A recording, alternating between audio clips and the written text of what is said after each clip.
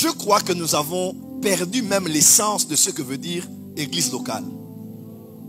C'est vrai que l'église locale existe pour plusieurs raisons. Par exemple, l'église locale existe pour la communion fraternelle, n'est-ce pas? Prier seul, c'est bien à la maison, mais ensemble, c'est encore mieux. L'église locale existe pour adorer ensemble, n'est-ce pas? Je ne lève pas que les mains, nous élevons nos mains, nous prions. Nous pouvons faire la prière de notre Père pour dire notre Père, pas mon Père, mais notre Père. Parce que c'est une prière qui a été donnée pour faire en communauté. Mais il y a une raison fondamentale pour laquelle l'église a été donnée, l'église locale. Dans Ecclésiaste 5, verset 1, il est écrit ceci. Prends garde à ton pied quand tu vas dans la maison de l'Éternel. Vas-y avec l'intention d'écouter, au lieu d'offrir des sacrifices des insensés, ne sachant pas qu'ils font mal. Prends garde à ton pied quand tu vas dans la maison de l'Éternel. Vas-y avec l'intention d'écouter. À cause de nous, consciemment ou inconsciemment, nous avons créé une génération qui ne sait pas pourquoi elle vient à l'église. Une génération qui sait que je viens à l'église parce que je viens pour que Dieu me touche. Je viens à l'église pour recevoir une parole de l'homme de Dieu. Je viens à l'église pour avoir une expérience. Je viens à l'église pour ressentir des sensations. Je viens à l'église pour avoir la solution à mes problèmes et la réponse à mes questions. Voilà pourquoi, à cause de... Tu sais, on appelle ça expectation. Ta manière, tes attentes déterminent ta manière de considérer ce que tu recevras. La plupart quittent les églises. La plupart disent, il n'y a plus d'onction ici. Il y a moins d'onction. Ou il n'y a pas d'onction. C'est simplement parce qu'ils quittent leur maison pour aller à l'église avec les mauvaises attentes. On ne vient pas à l'église pour sentir. On ne vient pas à l'église pour qu'on te prophétise. On ne vient pas à l'église pour l'expérience. On vient à l'église pour entendre. Acte 2, verset 42, il est écrit, ils persévéraient dans l'enseignement des apôtres. Les écoles bibliques sont une bonne chose. Elles sont l'extension de ce que l'église locale fait. Mais les écoles bibliques sont aussi quelque part le signe de notre échec. Parce qu'à vrai dire, les choses qu'on devrait apprendre dans les écoles bibliques, c'est ce qu'on doit apprendre ici à l'église. Nous devons être comme les chrétiens de Béret.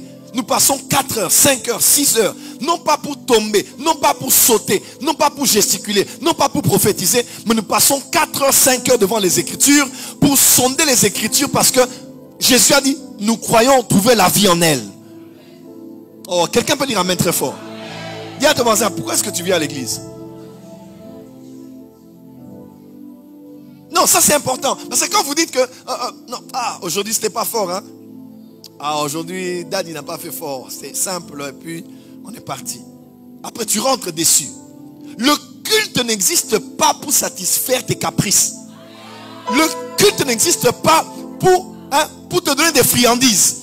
Tu vois, ça c'est les niveaux des enfants. Où on vient parce qu'on veut l'excitation, on veut l'expérience, on veut le sensationnel. Non! Pour grandir dans la foi, il faut la fondation de la parole. Et c'est à cause du fait de venir à l'église, surtout qu'on sait que c'est un prophète qui dirige l'église, on quitte la maison non pas pour dire enseigne-moi, forme-moi, que je ressemble à Jésus. Non, si c'est vraiment ton prophète, qu'il me voie. Et s'il ne m'a pas vu une fois, 2 fois, il n'est pas dans la fréquence. Dieu n'a pas pensé à moi. Et on quitte et on s'en va. Parenthèse, j'ouvre et je ferme. Je parlais à quelqu'un à l'église de Kinshasa, pasteur Daniel, je disais, il faut qu'on veille sur l'intercession. J'ai besoin, il m'a envoyé toute la liste. J'ai dit, il faut qu'on veille pour les intercesseurs. Je ne veux pas que tout le monde soit dans l'équipe d'intercession. Parce que, pourquoi les gens vont souvent dans les départements d'intercession? Parce que les gens veulent être réchauffés. J'arrive pas à prier à la maison. La maison est trop étroite. On n'a pas le temps de bien prier.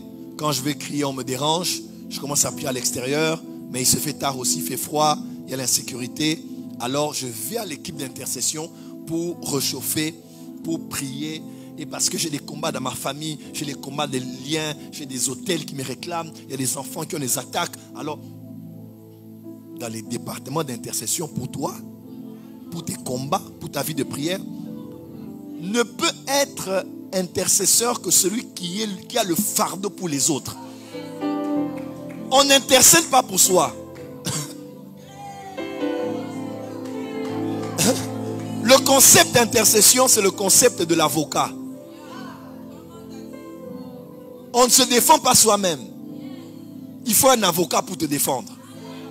Intercéder, c'est prier en faveur de l'autre. C'est pas prier en faveur de toi-même, prier en faveur de ta santé. Allez, intercède pour toi-même, alléluia. Non, là ce sont les requêtes. Là c'est la supplication. Quelqu'un me comprend? Mais qui dit intercesseur dit médiateur. On n'est pas médiateur entre toi et toi. Non, là c'est l'égocentrisme. Là c'est l'égolatrie, l'adoration de l'homme, l'adoration de soi. C'est de l'humanisme. On est intercesseur parce que je vais dans le département, parce que Dieu a placé en moi le fardeau des autres, des nations, des familles. Quelqu'un me comprend un peu? Quelqu'un me comprend? Donc, beaucoup vont dans des réunions de prière avec de mauvaises attentes. Pourquoi venons-nous à l'église? Moi, je prie que le culte de l'étude biblique soit même plus glorieux que le culte de dimanche. Et ici, même si j'ai une parole de connaissance, à moins que le Saint-Esprit me dise parle, je ne parlerai pas. Ici, c'est les Écritures. Non, non, non, non, non, non. Chaque chose a son temps. Ici, c'est les Écritures. Quelqu'un peut dire les Écritures? Quelqu'un peut dire les Écritures? Dis à ton voisin, assieds-toi. Dis à ton voisin, assieds-toi. Donc déjà, je voudrais poser les bases. Nous ne venons pas à l'église pour des prophéties. Nous ne venons pas à l'église pour la délivrance. Ah, cette église-là, c'est bien, mais... papa, j'ai trop de problèmes. Doctrine. Est-ce que la doctrine va résoudre mes problèmes? Il y a un temps pour tout. Nous prierons pour toi. Nous prophétisons pour toi si Dieu le veut. Et encore, nous ne sommes pas un ATM, nous ne sommes pas un distributeur de prophéties. À la limite, Dieu nous permet de voir, mais si Dieu ne nous dit pas de dire, on ne dira rien. Parce que tout ce qu'on voit, on ne doit pas le dire. Quelqu'un me comprend? Dis à ton voisin, est-ce qu'on peut s'asseoir? Dis à ton voisin, est-ce qu'on peut s'asseoir?